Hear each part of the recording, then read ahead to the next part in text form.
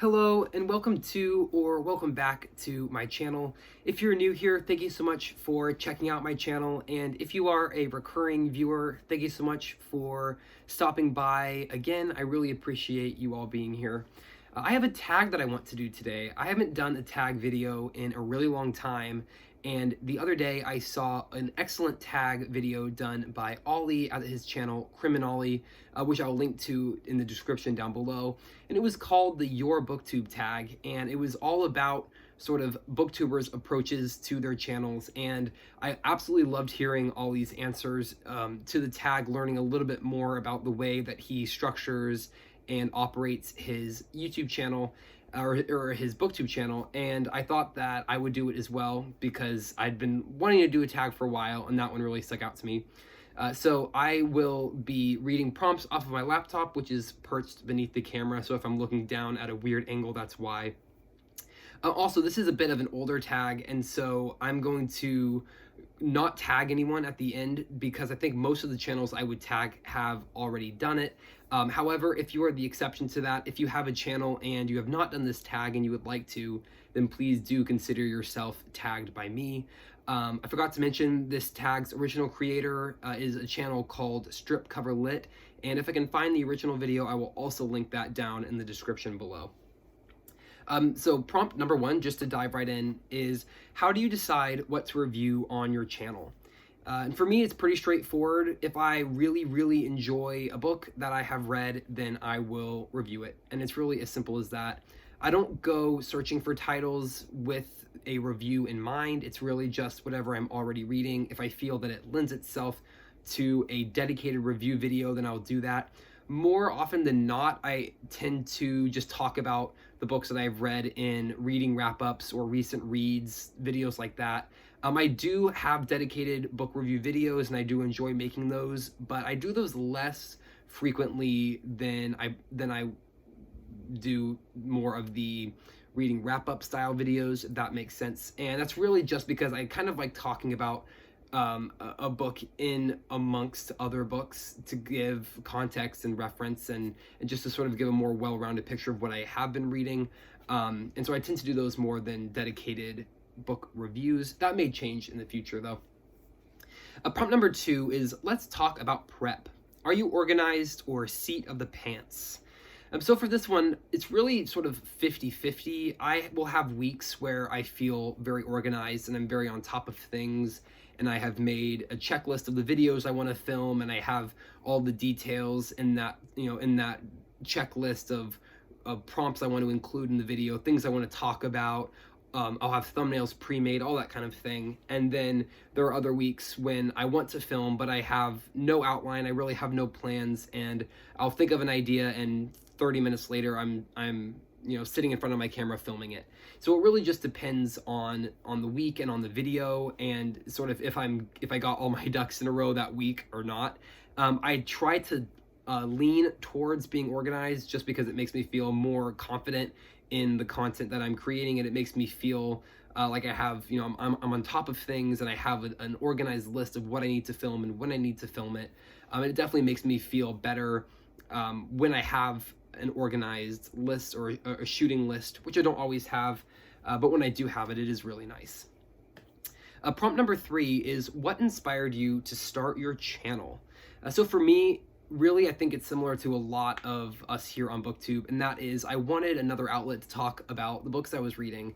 I'm very lucky to have a very bookish family, and so my immediate family will talk to me about the books that I'm reading. I can, share with them what I'm reading, and I have a couple of friends who are fellow readers as well, so I can, discuss my books with them. But I really just wanted another outlet, another venue to share the books that I'm reading with others, to sort of join in the bookish conversation that is the amazing community of BookTube, and it's been absolutely fantastic ever since then.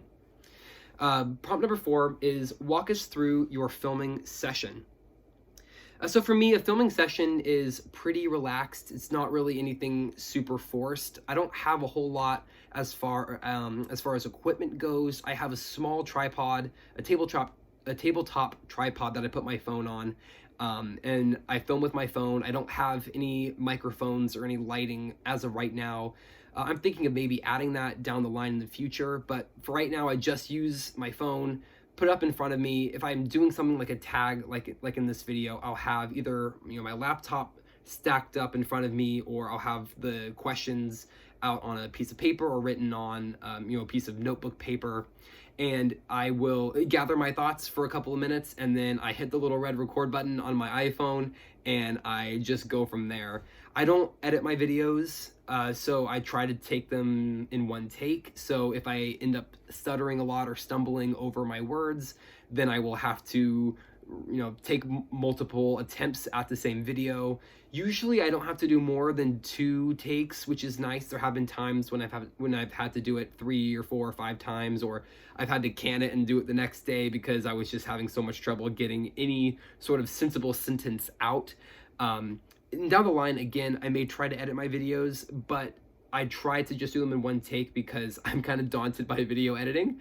And so I'm much more comfortable just trying to, you know, talk it out in one take and then post it. So right now, that's really a filming session for me, is just gathering my ideas, sitting down, turning my phone on, talking to the camera, and then uploading it to YouTube. And I do like to design thumbnails. I find that fun.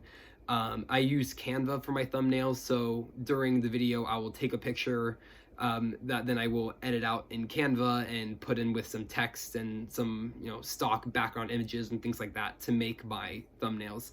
So that's really the most fancy aspect of my videos, is the thumbnail editing. But even that is very quick. It typically only takes about maybe 5 or 6 minutes to design the thumbnail. And so even that really isn't that time intensive. Prompt number 5 is, what is your favorite BookTube style or staple video? My favorite kind of BookTube style is just the very conversational BookTubers. I love the feeling when you're watching a video that you are having a face-to-face conversation, that the BookTuber is just telling you what they're reading, expressing their thoughts and their opinions to you, and that it's very much a personal conversation, just very one-on-one, very personable feeling. And as far as staple videos go, I really love either midweek check-ins or reading update style videos. I just love hearing what everyone is reading sort of throughout the week. I get so many ideas from that. Also, I really enjoy book hauls. I love seeing the books that people are buying and putting up on their shelves, or library tours. Any type of video where I am seeing a booktuber's book collection is always really fun. I love seeing what people have on their shelves and what they keep and what they decide to purchase and add to their collection. I love seeing all the, you know, the bookish additions to collections. Prompt number 7 is, when reading, do you take notes? And if so, how? So it depends for me on the book. If I will sometimes take notes, I will sometimes highlight, and sometimes I will just read. So the last 3 books that I have read, I have not taken notes. I have not even done highlights. I have just read them, and it's because they have been books that are in subject matters that I feel fairly comfortable in. If I read a book that is a totally new event that I've never read about, or a new historical figure or a new to me historical figure that I've never read about, then I'm much more likely to underline things and make notes to myself to sort of help me at the end of the book to look back on it and remember a little bit more in detail about what I had read. If I'm reading a piece of fiction, a piece of a classic novel, I will do a lot more underlining of you know, beautiful passages or passages of dialogue that spoke to me that I want to remember later on.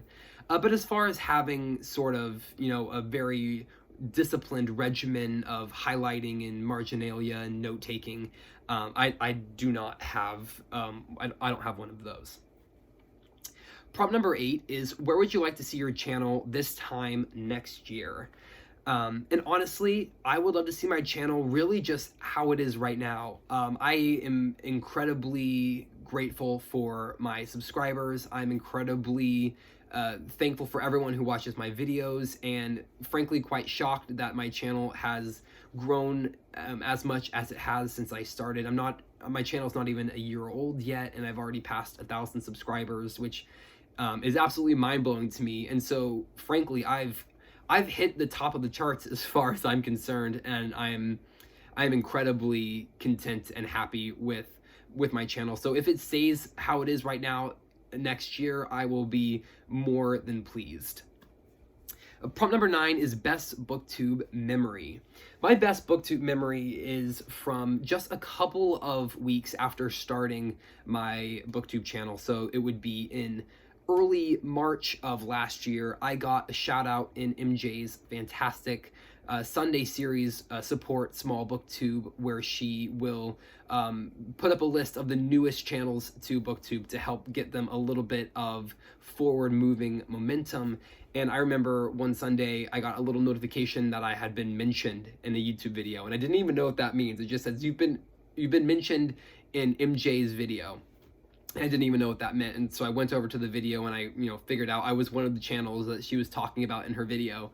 And that was just such an exciting moment for me. Realizing that I was being seen by other booktubers, and I had watched BookTube for quite a while before starting my channel, so I knew a lot of the channels. I had even watched MJ's channel a little bit before starting my own, and so sort of feeling that sense of I'm being seen and people are finding my videos and finding my channel. So that was definitely my favorite BookTube memory, because it showed me the amazing community that we have here on BookTube, and that has stayed true my entire experience so far on BookTube, is the tightness of the community here, which is absolutely fantastic. Prompt number 10 is why BookTube, and I feel like this sort of goes back to the prompt number 3 of why did I start my channel, why did I start a channel, and that's just I wanted to be a part of the wonderful conversation and community here on BookTube. It's absolutely wonderful being a viewer, and I had a blast back when I was just an observer, but it's such an elevated experience being a contributor to the community. And so I wanted to take that extra step and join in the conversation, join in the dialogue, out of my own videos. It's so fun. I enjoy just making videos. It's an add-on to my reading. It's improved my reading. It's improved my overall life. It's been such a fun and entertaining addition to my reading to have this, this added outlet. It's absolutely wonderful. So that is the last prompt, 10 prompts.